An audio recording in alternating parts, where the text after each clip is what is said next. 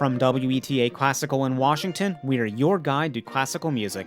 In this episode, I am joined by WETA Classical's Evan Keely, and we're talking about the life and music of Claude Debussy. There is a lot you probably don't know about this composer, one of the most influential of the 20th century, and we give you 4 points to help you hear his music in a whole new way. Plus, stay with us to the end where we'll enjoy a full performance of one of Debussy's most iconic works.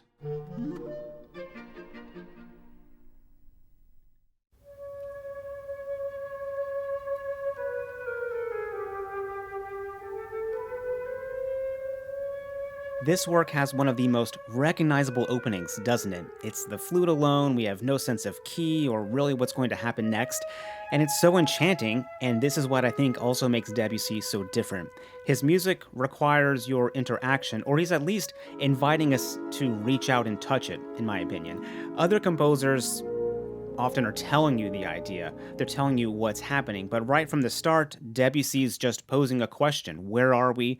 What is this? And he does it with so much ambiguity in the key, harmony, and rhythm, and it's kind of easy to see why so many people called Debussy an impressionist composer, that dreaded I word, I think, that I'll try to use as little as possible, but that's not what he was trying to do, was it? No, definitely not. In fact, he was rather disparaging of the idea of being called an impressionist, and I think that he even didn't care much for the term, even as it was applicable to art. Everybody, of course, knows the impressionist painters. We've all been to a museum or we see postcards or a wall calendar with these famous paintings, and they're wonderful. And there are some characteristics of that aesthetic that are similar to what Debussy is doing. There's a kind of a vagueness, there's a kind of dreamy quality, but it's much more useful, in my view, if we're going to talk about Debussy and artistic influences and other movements in literature and painting and so forth, to look at Debussy's relationship with the symbolist movement. Now, everybody knows who the Impressionists were, but symbolism in the early 21st century, maybe not as many people remember. The symbolist movement, that includes poets and writers like Charles Baudelaire is considered kind of the father of symbolism, especially with his poetry collection, The Flowers of Evil, Les Fleurs du Mal. Paul Verlaine is another writer in the symbolist style.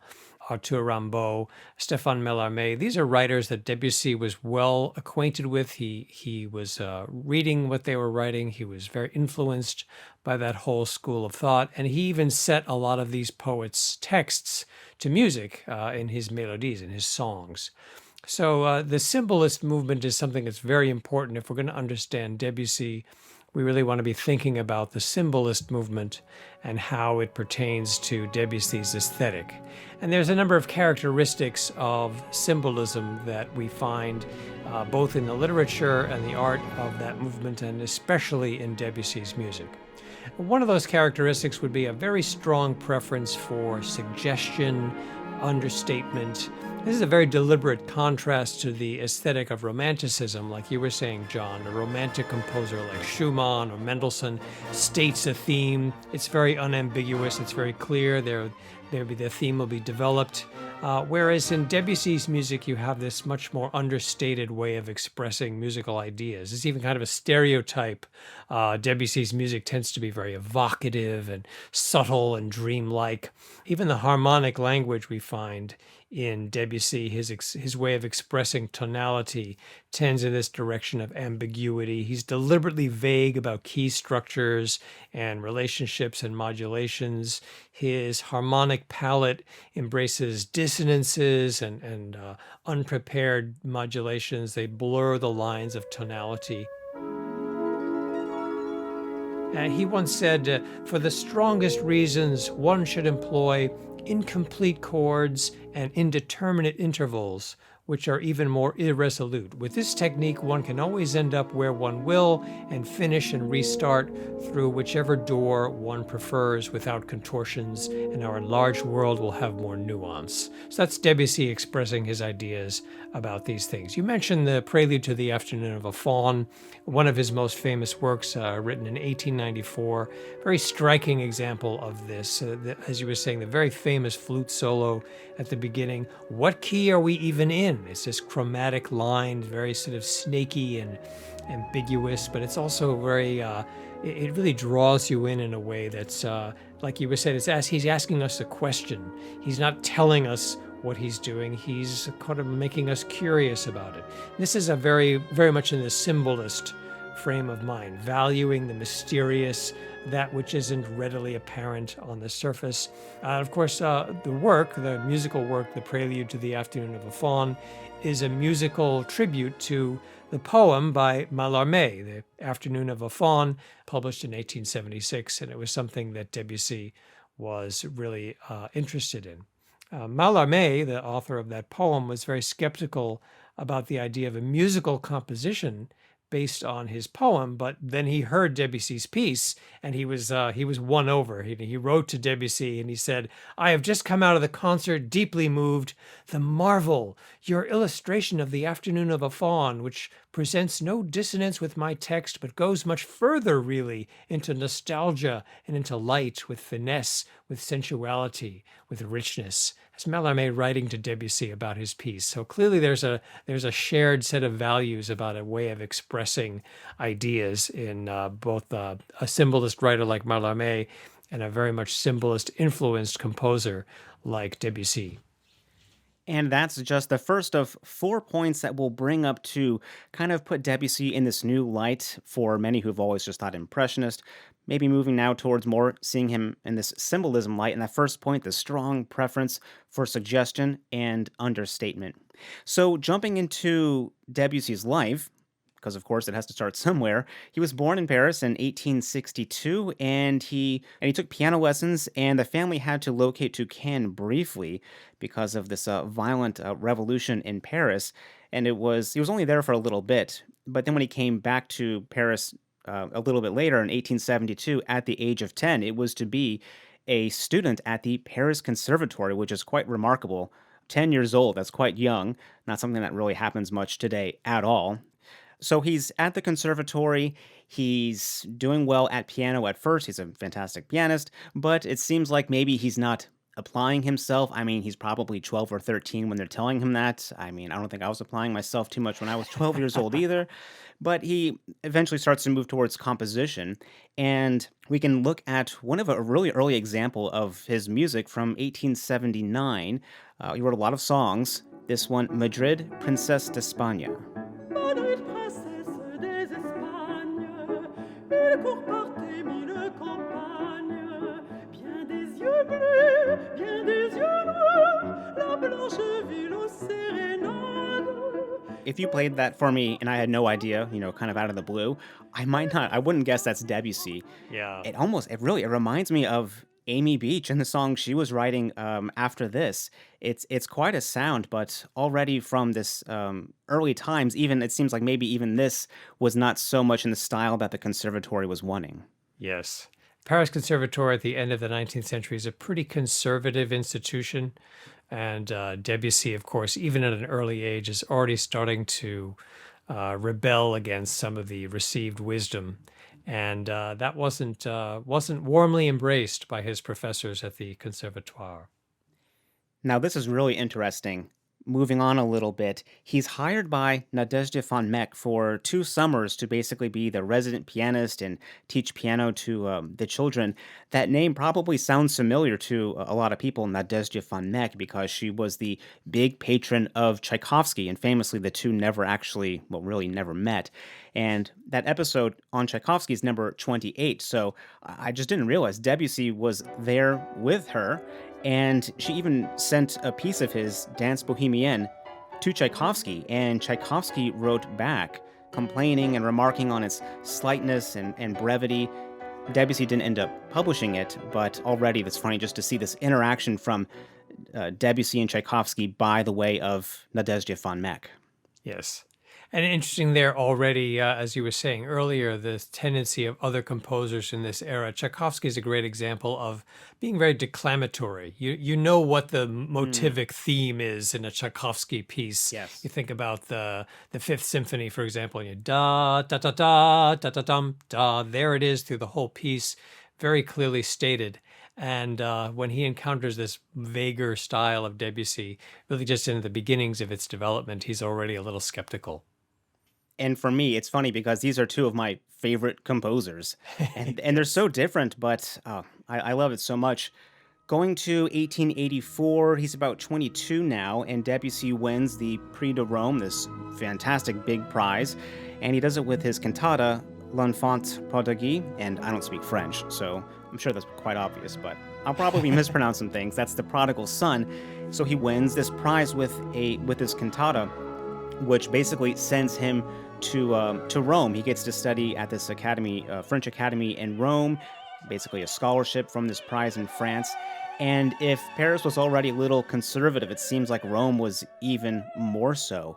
He said he found it quite stifling musically. He was dealing with depression. I imagine also being quite homesick. But I think this is like the first time he's really traveled away from home, like this kind of distance. And he ended up only writing four works for the Academy in these 2 years.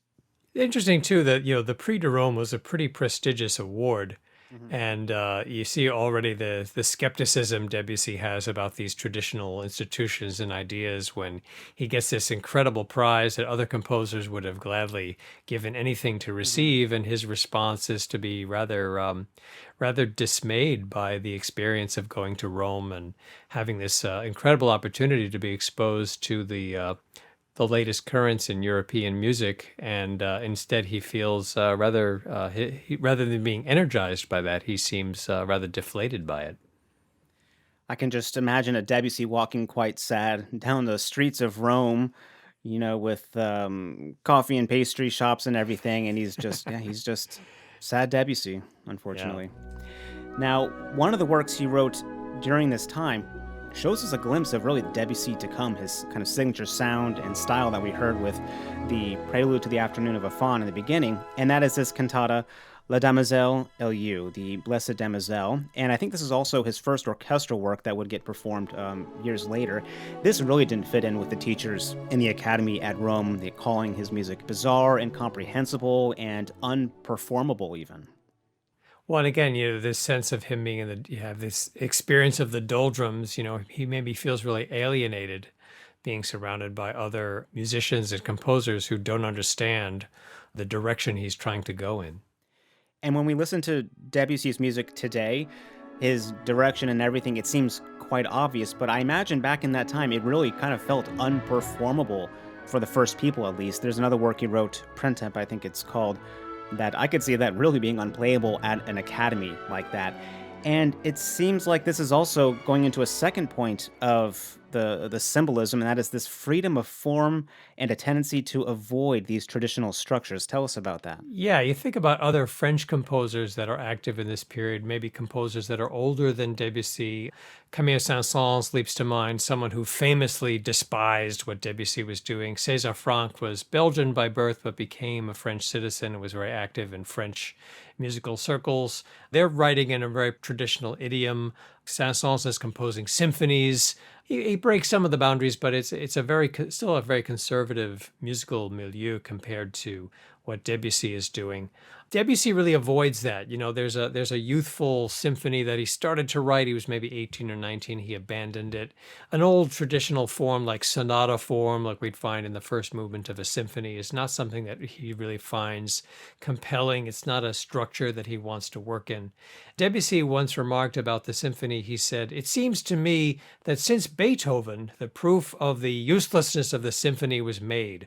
Also with Schumann and Mendelssohn, it is not anything more than a respectful repetition of the same forms already with less power.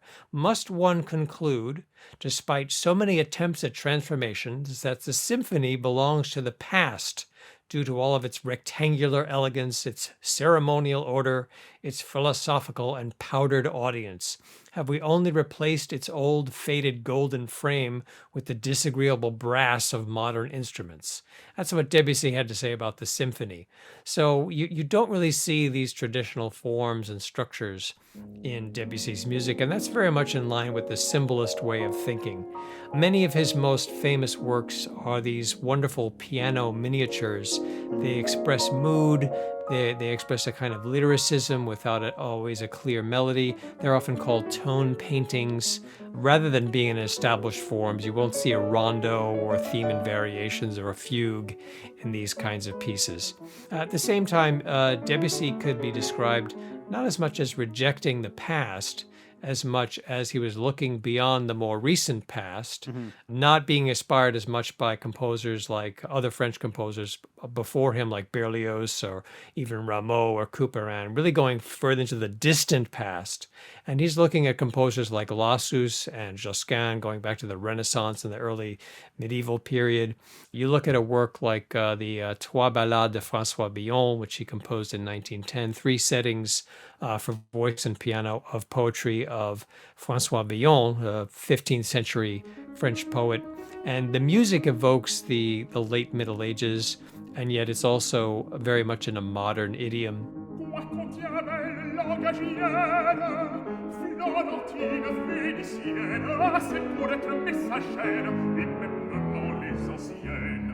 And you contrast that with a composer active at the same period, like Ottorino Respighi, for instance, and we hear works like the Ancient Airs and Dances. There's another composer looking to the distant past. But whereas Respighi is taking these very old forms and sort of making them new with a different voice, mostly through orchestration, Debussy is really looking more into finding a different way to express that aesthetic, but also looking to the future.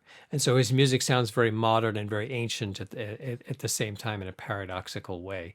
I wonder if this reflects a disillusionment that you find expressed in the symbolist movement with lots of these failed revolutions in the 19th century, a very materialistic society, set of values emerging, especially in French culture, the Second Empire, and the time that followed. In the English-speaking world, we call the late 19th century the Gilded Age.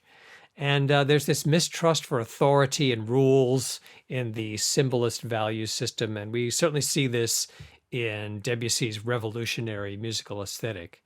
He once said, "I would prefer a thing where in some way the action of my music would be sacrificed to the extended pursuit of the expression of the emotions of the soul. It seems to me that music could become more humane, more alive, that one could devise and refine these methods of expression." And the freedom of form and tendency to avoid traditional structures, the second point you talked about with symbolism, it's also working with Debussy when he calls something a cantata, that Blessed Damozel cantata, which is a very old traditional thing, but it would probably be unrecognizable to Johann Sebastian Bach's ears, what Debussy wrote. There's no delineation of here's an aria, here's a recitative, here's the Right. chorus, here's the aria, go home. It's way more amorphous and really kind of encapsulates that second point. Now it's 1887. He is finishing his time in Rome, probably happily. He's about 25 years old, and he moves back to Paris, and he gets a big influence from Richard Wagner. After seeing the first act of Tristan und Isolde, he really liked what Wagner was doing, and you can hear some of the influence in his music, specifically, actually, this Demoiselle Lu. There's a moment in here that really just kind of screams to me Wagner.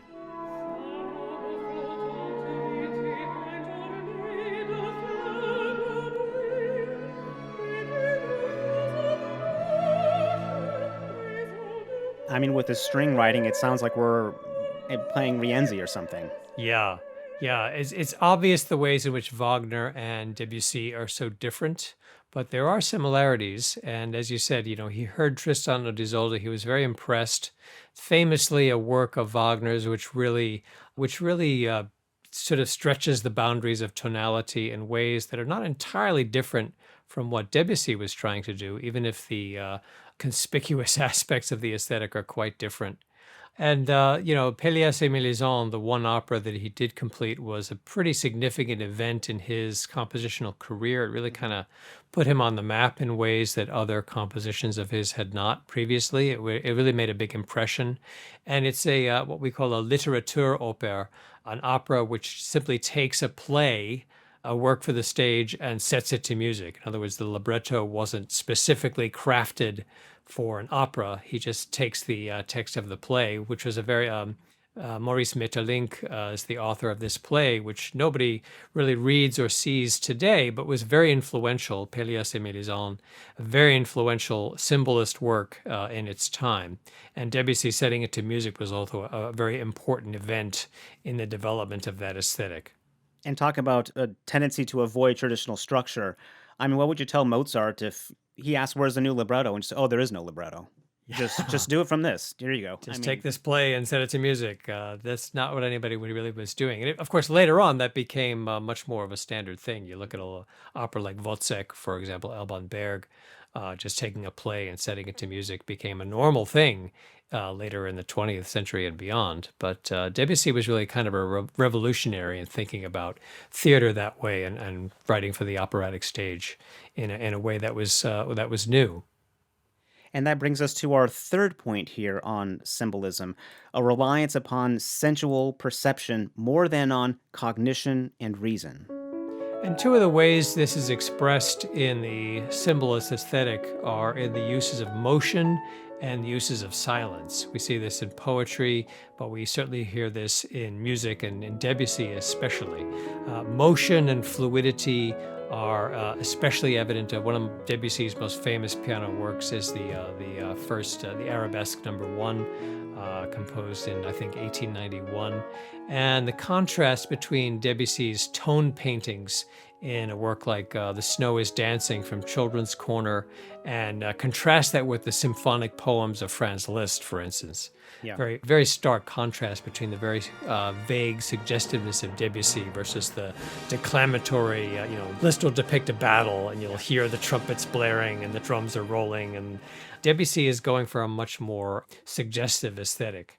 Liszt has that declamatory style, but he also uses this thematic material in a way that's very different from how Debussy does it.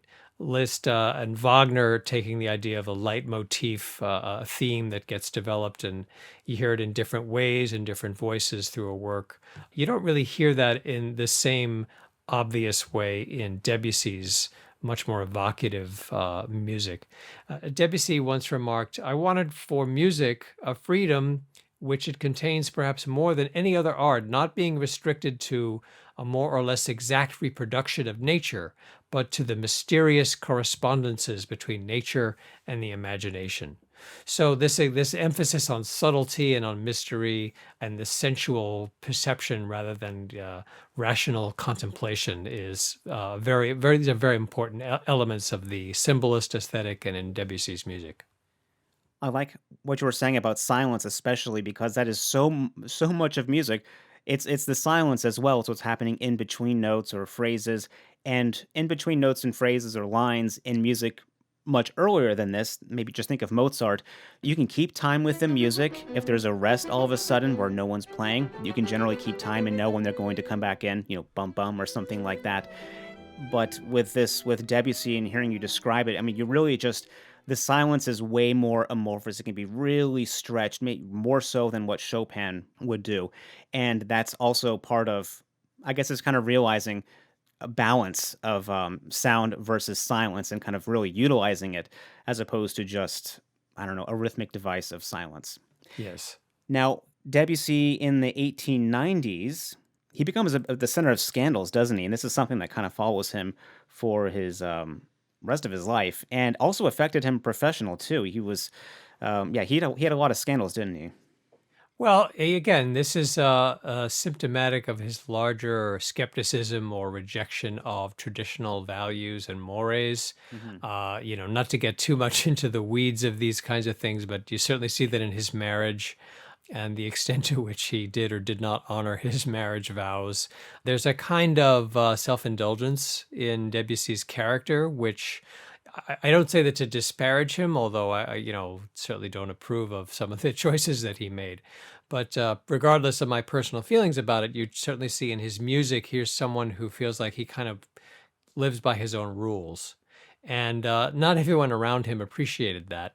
It's interesting to note that Ernest Chausson, another composer who was friends with Debussy, actually broke with Debussy over these issues. Chausson really urged Debussy to live a more respectful and moral life, and They could not agree on that, and Chausson stopped speaking to Debussy. And then when Chausson died, in his mid 40s in a sudden bicycling accident, they had not spoken for some years.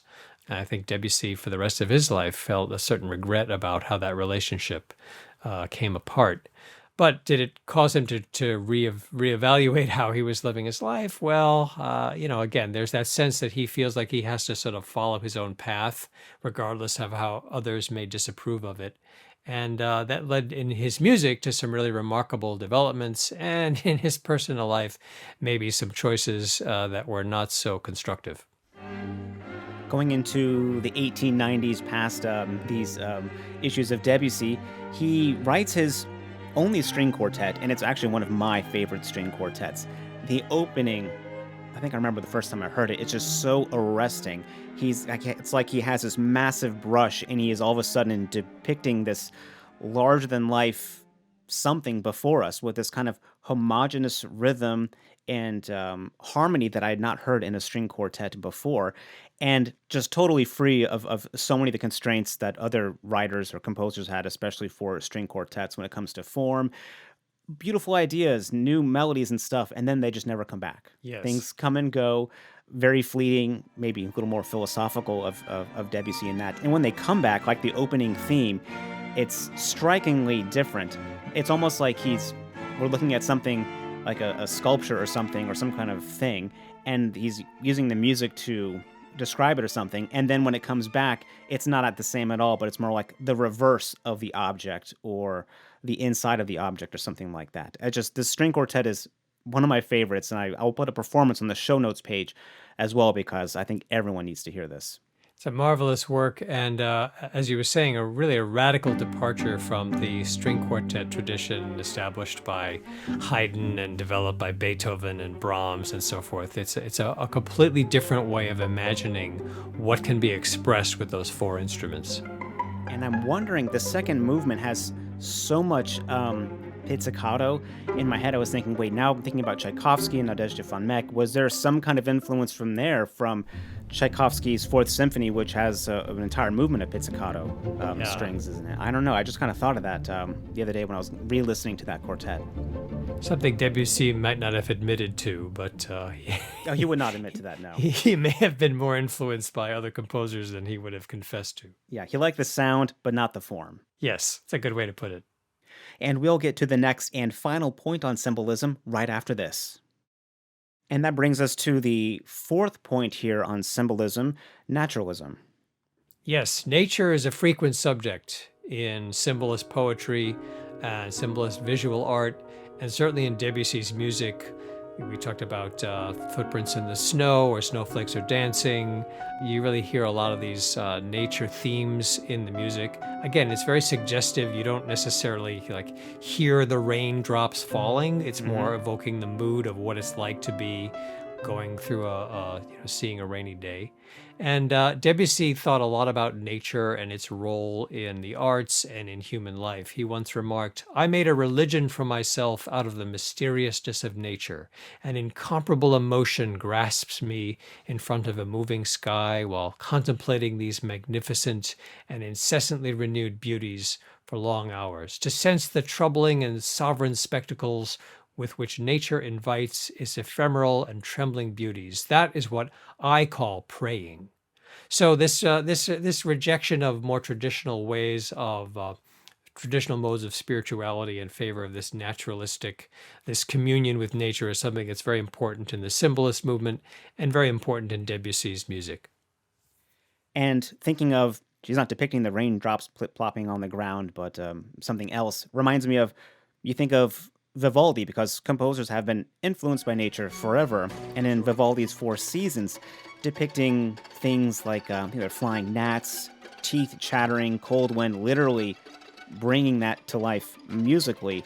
Debussy, as you said, he's doing it differently. He's not saying it's not about the sound of the cold wind hitting your house. It is the feeling you have sitting inside your house, maybe, that he's describing more. And maybe you're by a fire, or maybe you have no fire. So maybe you're freezing or you're warm while describing this cold wind. I'm not sure, but... And maybe he wants us to be unsure. Yes. That's one of the places where, calling Debussy an impressionist composer does make some sense, because the impressionists were also in the painting, the impressionist school of painting. You're trying to evoke a feeling that you get from looking at a landscape rather than depicting the landscape. So while we have to be very careful about calling Debussy an impressionist composer, there are ways in which it does make some sense. Oh yeah, it's definitely something that I'm sure he would argue with people over in a cafe sitting next to him who mentioned something about impressionism, and then they would just say, okay, and just maybe move their table. Uh, okay, all right, we should move over here. He Uh, was famously difficult to get along with. I can see. But continuing with nature, think of La Mer, the sea, this magnificent work for orchestra that he wrote. The comments or the criticism against it after its premiere were quite intense, saying, I do not hear, I do not see, I do not smell the sea. Another one saying, the audience seemed rather disappointed. They expected the ocean, something big, something colossal, but they were served instead with some agitated water in a saucer. I mean, it's like, for one, it sounds like this isn't Splash Mountain on Disney. There's no splash zone. That sounds like that's what they were expecting. But Yes. Debussy does something totally different. How much of it do you think is perhaps the scandal aspect? Do you think that the scandals affected these critics in any way? I think so, and I wonder the extent to which Debussy was the kind of person who, to some extent, invited that. I Hmm. keep thinking about, Charles Baudelaire, as I mentioned earlier, is considered the father or a father of the symbolist movement. Les Fleurs de Mal, the Flowers of Evil, was a poetry collection that he published, which was sort of almost the manifesto of the symbolist movement. And when it was first published, several of the poems had to be left out of the first edition because the censors wouldn't allow them to be printed. So there was this idea of breaking the rules and saying things that shouldn't be said in public.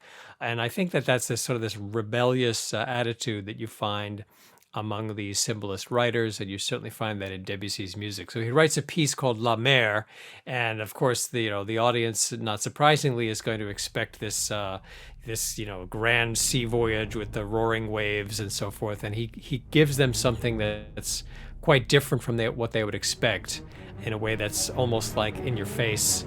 Well, I'll show you what I can do with this.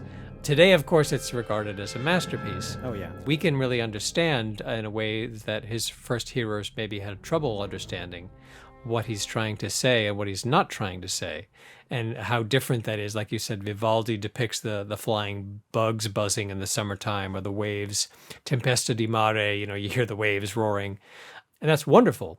And Debussy is doing something quite different that's, I think, deliberately trying to agitate and get us to think about the ways in which we've thought about reality prior to that time, and to challenge us to think about it in a new way. I want to read a little bit of a critique that happened after the American premiere, and I read it specifically for one word. They said, last night's concert began with a lot of impressionistic daubs of color smeared higgledy-piggledy on a tonal palette, with never a thought of form or purpose except to create new combination of sounds. One, sounds like Debussy succeeded with that last sentence there, never thought of the form or the purpose, just creating new sounds, but higgledy-piggledy. I mean, if you can use, I mean, that critic was waiting to use that word in a review. Higgledy piggledy. It's a very sophisticated musicological term. Yeah. But, I mean, you can almost see Debussy sitting in his armchair in his living room reading this newspaper review with these words and saying, well, duh. Like, yes, thank you. That's what I was trying to do. Yeah. Of course, I was trying to be subtle and discard traditional forms. Like, that's what I'm about. And, you can say, I don't like that, but don't be surprised that I'm doing the thing that I've been doing my whole life. We can't leave out one of his most popular works, of course, Clair de Lune, which was published in 1905 as part of the Suite Bergamasque collection of piano works. He started writing this, I think, much earlier, and with all of the things that we've talked about now in terms of symbolism, just to go over real quick, a strong preference for suggestion and understatement. We also have freedom of form and a tendency to avoid traditional structures, and a reliance upon sensual perception and naturalism. I want us to think about all of those things because in a few minutes at the end of the episode, we're going to hear a full recording of that piece, Clair de Lune, and I think we can listen to it and hopefully experience it in a whole new way after hearing all those points. But another one that just grabbed everyone almost immediately, and there's like an unlimited amount of arrangements. I'm pretty sure I've played the violin and a piano arrangement of this one. I mean, there's so many in almost any combination you can think of arrangements of Clair de Lune. And it's one of those works that because it's so evocative and yet it has this sort of this deceptive simplicity, it lends itself to those different ways of interpreting it, and different instrumental combinations and so forth are really going to be effective because of the way it's written. Now, Debussy saw his popularity increase overseas after a 1909 performance in London of his nocturnes for orchestra, the Prelude to the Afternoon of a Faun, and the following year that those same works performed by the New York Philharmonic and Gustav Mahler with, I think, much better reviews. It really seemed like he was starting to come into some recognition or fame now into his 40s, but it's also a time, unfortunately, where he's diagnosed with colorectal cancer, which would end up taking his life 9 years later. Also incredible that I didn't know this. He had one of the, I think, first what we would call like a modern colostomy surgery in 1915. Yes. I can't imagine. Which apparently brought him some relief, but Yeah. this is a new procedure, and it may have extended his life a little bit, hmm probably with a lot of suffering. Yes. And while dealing with this and then the renewed anxiety of now World War One, he wrote a work for two pianos called Blanc et Noir. And this one is just fantastic. It seems to be a little bit more forward-looking, and it reminds me of other works that composers have left, kind of not for the people listening at the time, but for the future to be better appreciated. Saint-Saëns really didn't like this one, did he? No, he was nothing if not consistent in his disdain for what Debussy was trying to do. Another great work from his later years would be his cello sonata. It's actually one of my favorite. It's so full of character, it's memorable, and this was actually supposed to be a larger set of sonatas for various instruments. I think 6 in total, but he would die March 25th, 1918, after only completing 3 of them. So we're going to put links or videos to performances of Debussy's music on the show notes page at classicalbreakdown.org. As we know, he did not write hundreds and hundreds of works like someone like Mozart, but his output was quite varied and there's just so much to discover. Now, do you have anything else for Claude Debussy, Evan? I want to give Debussy himself the last word. He once said, "Wagner declares himself for the law of harmony. I am for freedom. Freedom by nature is free. All the sounds which make themselves heard around you can be rendered. One can musically represent everything a fine ear perceives in the rhythm of the surrounding world. Some people have as their priority to conform to rules. I want only to render that which I can hear." That's what Debussy had to say, and that's his story, and I think we should stick to it. Love it. So before we get to the music, of course, I want to let you know you can send us an email if you have any questions or episode ideas. You can send that to classicalbreakdown@weta.org. Of course, subscribe, and if you enjoyed this episode, leave a review and tell a friend. Okay, so as promised, here is a recording of Debussy's Clair de Lune, and perhaps now we can listen and start to think about his music in a different way through these 4 points of symbolism that we talked about.